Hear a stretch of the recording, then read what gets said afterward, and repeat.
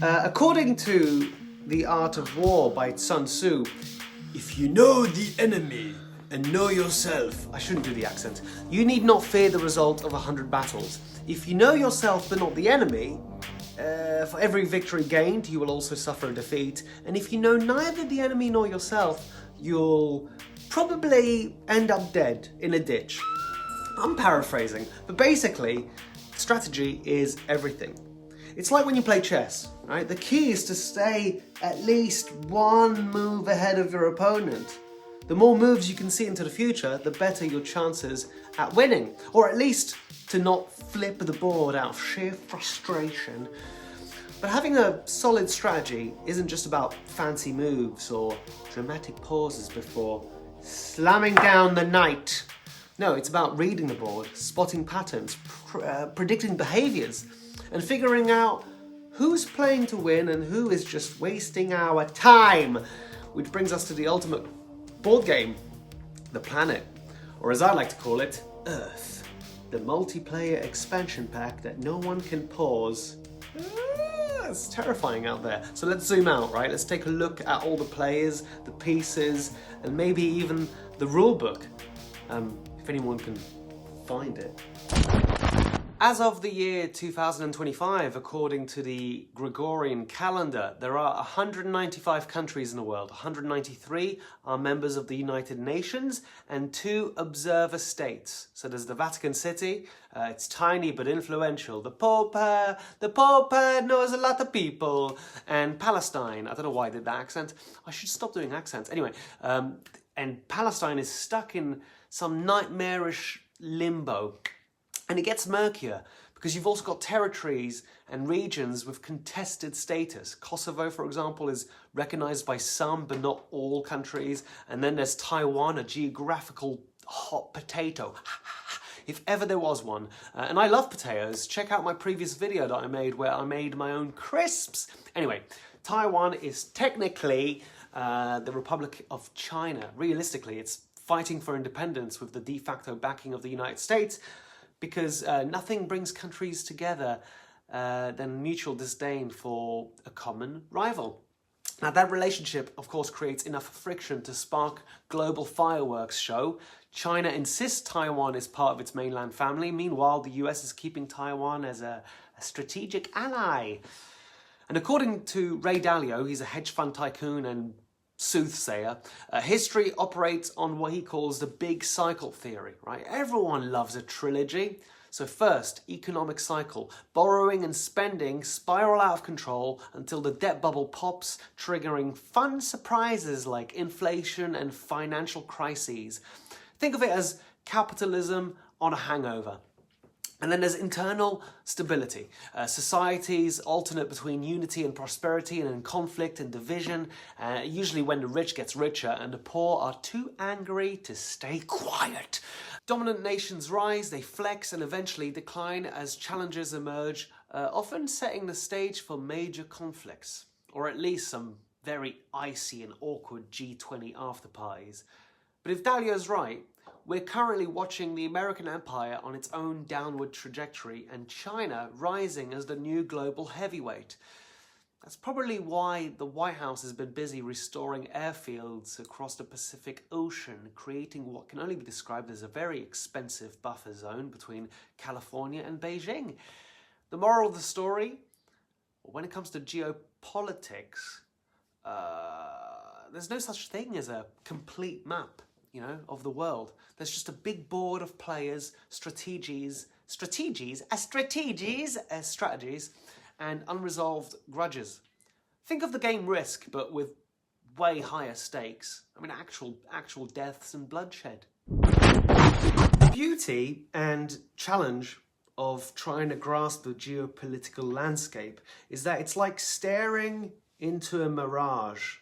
The closer you zoom in into any territory, the more grey areas and ancient grudges and unresolved conflicts emerge, all rooted in this hazy past. It's like peeling an onion, except this onion has nuclear deterrence and centuries of bad blood. Now, because I'm comparing geopolitics to chess, as one does, let's talk about the Shannon number. That is a mind-bending estimate of how many possible chess games there are, including illegal ones, which feels appropriate when discussing global politics. Get it?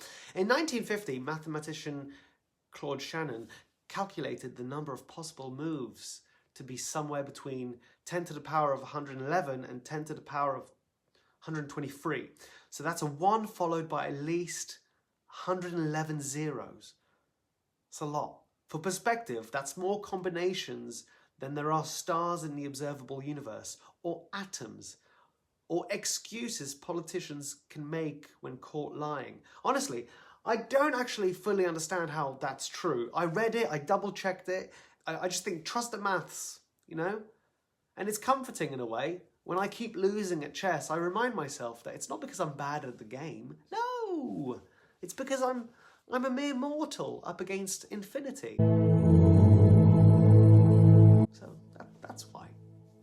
And this is where geopolitics feels eerily similar, with bridges and walls constantly being built and torn down on both micro and macro scales. How do you even begin to make sense of a world that refuses to sit still?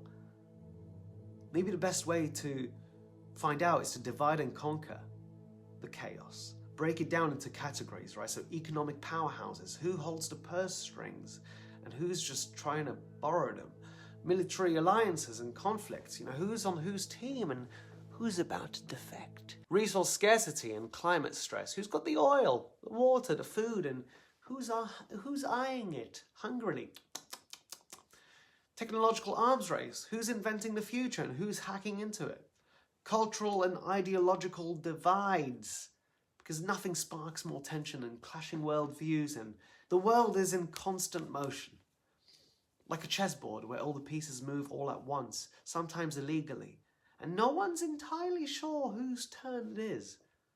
Maybe the goal isn't to fully understand it, but to keep playing, to stay curious, and to realize that in the grand scheme of things, we're all just trying to knock the board over. I will dominate the world. Hey, I just want to say thank you as well for taking the time to watch the video. If you're interested in geopolitics, I am about to do a deep dive, and I think it's useful because it helps to work out how we're going to survive the chaos of tomorrow. So if you're interested in that, consider subscribing. It's the best way to find out if I'm on the right track. If you like the video as well, give it a thumbs up. I really would appreciate that, because you know, it's just a nice gesture to go, well done for all the studying and stuff that you're doing, and I'm trying to make geopolitics palatable, because it's weird. You know, I'm not a politician, I'm not a historian or an economist. I can't even say the word economist. As of today, currently, 25th of January 2025, I have £60 to my name in my bank. So yeah, I'm not the most trusted of sources when it comes to learning about money, but I am trying to learn about money and stuff. And so yeah, you might be catching this channel at the birth, at the very beginning. And if you like the videos, yeah, subscribe. But oh yeah, I just want to say thank you. Cheers. So economic powerhouses, right? What are the dominant players in the global economy, and you know, what tensions surround trade and supply chains and sanctions, right? As of the first quarter of 2024, the United States leads the pack, followed by China, Germany, Japan, India, the United Kingdom, France, Brazil, Italy, and Canada. Now, I won't attempt to dissect each economy because I'm not that smart. It's far too complex for me to fully grasp, and frankly, I'm not ready for the rage-induced migraines. Instead, let me share my personal perspective. So, I currently live in London, in the United Kingdom, a nation grappling with the cost of living crises. 3 key factors caused this situation. First, Brexit. Oh, Brexit! Mwah! The shorthand for Britain's decision to exit the European Union.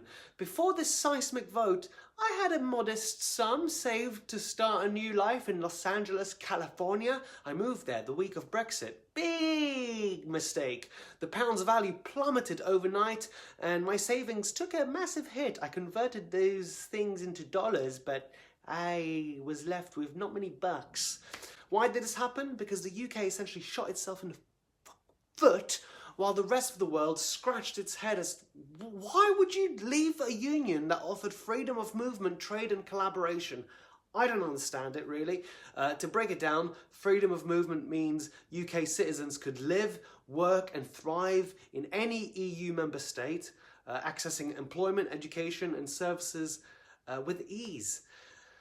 Freedom of trade meant goods and services flowed seamlessly across borders without custom duties or excessive red tape, essentially creating a single market.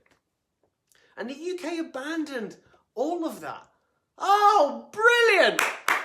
Bravo! Analysts at Cambridge Econometrics,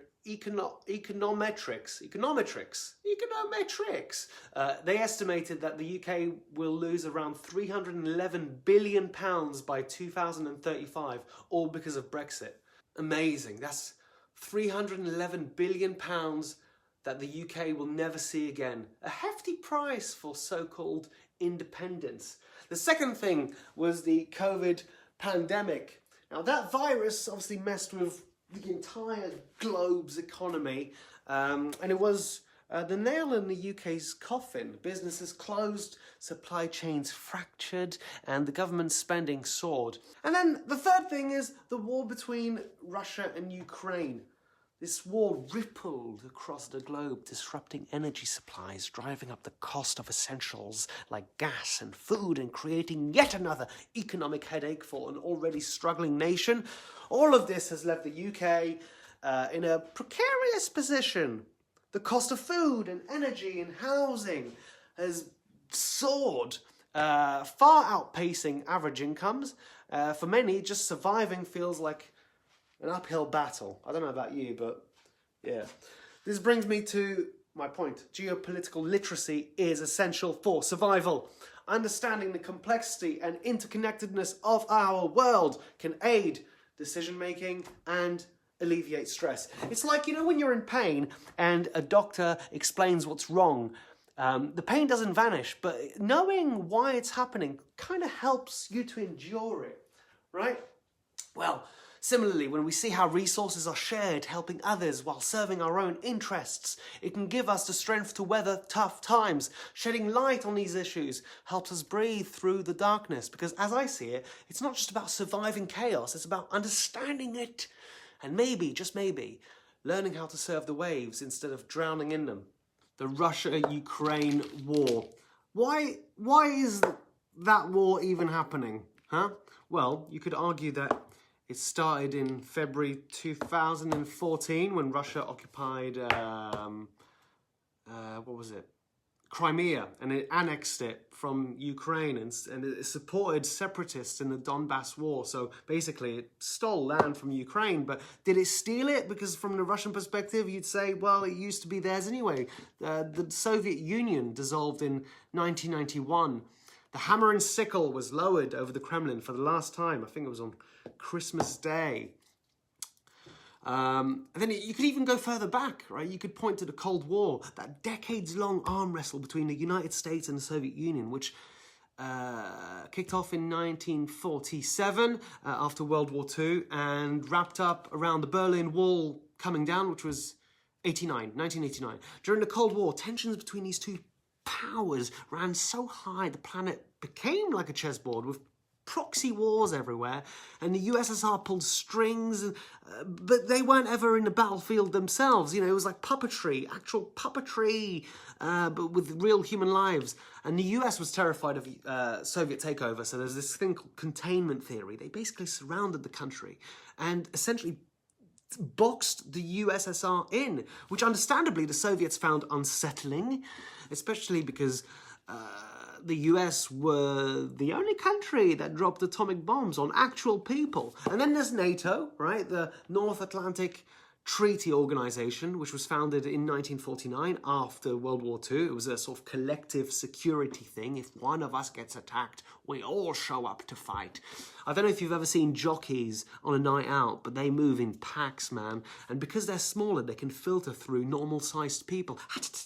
Like just through our legs. It's terrifying. And in this tiny man complex, just they love starting a fight. And then they all do it like a pack. Like they're like velociraptors. It's quite an amazing sight. But anyway, over time, more countries joined, right? NATO, the Czech Republic, Hungary, and Poland. And then in 2000s, Bulgaria, Estonia, Latvia, Lithuania, Romania, all bordering Russia. Understandably, this expansion set off alarm bells in the Kremlin. They were like, yo, you cannot do this, huh? Imagine your neighbors, inviting more and more people to hang out in their garden, and they just keep looking over the fence at your stuff. You'd feel uneasy, right? So this is how Russia saw it. And then there's Ukraine. Ukraine declared it wanted to join NATO in 2002, which sent Putin into a frenzy. Niet. Still, Ukraine wasn't a NATO member, which is why NATO wasn't obligated to intervene militarily. But here's the catch. If NATO stays out, even covertly, it risks letting the threat creep closer to its member borders. And the UK doesn't want that to happen. So therefore, that's why the UK and other countries are involved. So yeah, the war affects us, even if it's miles and miles away. Think about like how it disrupts energy supplies. As Russia is a major exporter of oil and gas, particularly to Europe, which means that because of the sanctions on Russia, now Western countries have to source their energy elsewhere, driving prices up. On top of that, Ukraine was a massive exporter of wheat. I think it's one of the top ones. Ukraine is it exports a quarter of the world's wheat. That's wild, right? And so everything's woven into this complex web of global tensions and historical rivalries and aftershocks of war. And so global politics, geopolitics, is an essential thing for us all to learn, which is why I make these videos. Because while we might not be playing chess on a global scale, we're all, in one way or another, pawns on the board. So yeah, the cost of living. Russia's conflict with Ukraine has sent ripple effects across the globe, disrupting supply chains for both developing and developed countries alike. So let's start with energy. Europe was reliant on Russian gas, but it's been scrambling to find alternatives. Hello, can we come in? Asking Asia and the Middle East and Africa. And then there's agriculture, like I said, Russia and Ukraine are among the largest exporters of fertilizers. I mean, there's stuff that I have never even considered before. So, yeah, fertilizers, you need that to grow crops. And if you don't have that, then you get hungry people. In 2022, there was this blockade in the Black Sea, and the first Ukrainian ship was finally allowed to leave the port of Odessa, carrying 26,000 tons of grain. That's a lifeline for families around the world. It's just mad. And when you think about it, right, for example, 85% of Africa depends on imported wheat. So when this conflict escalated, it sent shockwaves that led to famine. Man, just these two countries in Europe and Asia, ripple effects everywhere. Every country is like a thread in a global jumper or sweater for US pals. You just pull at one string and the whole thing unravels. I'm exhausted, aren't you? I've barely made a dent in understanding geopolitical climate, and I want to give up already. No, don't give up. Come on, I'm so brave. Thanks, brain. All this talk of taking over countries has got me quite hungry, so look, check this out. Look at that! I hope you're all eating healthy at home. It's very important to eat healthy. Genuinely, if you don't have your health, then what's that thing someone once said? You can have 99 problems. No, not Jay-Z, but something along the lines of you can have 99 problems, and as soon as you get one health concern, that's your priority. The 99 problems sort of fade away compared to the importance of your health. So maybe that's why I thought I'd share this little meal with you is to, I got some sriracha stuck in my throat. Basically, make sure you eat healthy. So I'm gonna do that now and watch an episode of Rick and Morty. I'll see you there. All right, let's dive into trade routes and why they're so critical. Because if you disrupt these, you disrupt economies across the globe. So take the Suez Canal, for example, right? Connecting the Mediterranean Sea with the Red Sea. Oh, you know when you eat too much, you get like sleepy? That's where I'm at now. Anyway, it's a lifeline for global trade, transporting energy, commodities, and consumer goods, which is exactly why such, what do I want to say? It's a hotspot for pirates and rebels and I was going to call them terrorists, but it's all a matter of perspective, I suppose. But the Houthis, they're being naughty. You're disrupting that corridor. You've got economic chaos rippling across continents. That's why countries send their navies to patrol the area. It's not just to look intimidating, it's to protect the investment. And then there's the Panama Canal, an engineering marvel with a history as murky as the waters it cuts through. It was originally conceived in 1529 by Spanish conquistadors. Construction started in earnest under the US in 1904, and it finally opened in 1914, after plenty of conflict and control struggles and bloodshed. Now here's where it gets spicy. For example, Mexico has plans of its own to build a 300-kilometer shortcut between the Atlantic and Pacific Oceans, a rivalry with Panama, maybe. The Battle of the Canals, coming soon to a theatre near you. Meanwhile, let's not forget Greenland, the icy landmass that usually sits in a corner of the map, quietly minding its business. Except now, with the Arctic melting, its strategic importance has skyrocketed because easier access to its waters means new trade routes, untapped resources, and bonus feature, a handy buffer zone between Russia and the USA. So no wonder the American president once floated the idea of buying it. Greenland is like the fixer-upper everyone suddenly wants. And those are just a few examples. The world is full of choke points and shortcuts and strategic plots of land that ties everything together in one big, messy, disgusting, sticky web. Tug on one thread, and who knows what unravels. I think I've made that reference already in this video, haven't I? Yeah.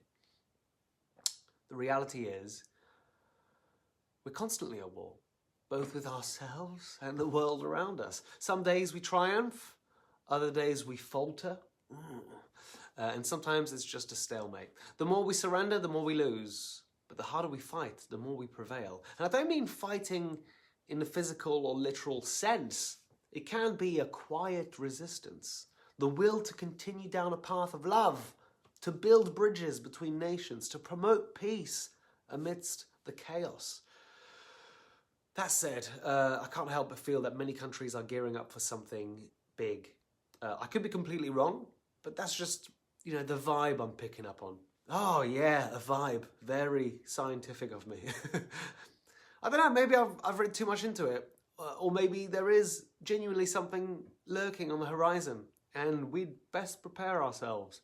As Odin, king of the Norse gods, once said in a movie, a wise king never seeks out war, but he must always be ready for it. I think that I'll be dedicating a lot more time in the foreseeable future to better understanding the world that we live in, because I don't want to get checkmated, or equally worse, stuck in a zugzwang. Don't know if you've ever heard that, but that's when every move you make actually makes things worse. So you sort of are stuck in that position. And maybe I'd like to promote a pawn into a queen. Oh, imagine that, 2 queens. Double the power, double the pleasure. If you're keen to join me on this journey, make sure to subscribe and hit the bell icon so you're the first to know when a video drops. And that's it. Thank you very much for watching. I appreciate your time, and I'll see you in the next video.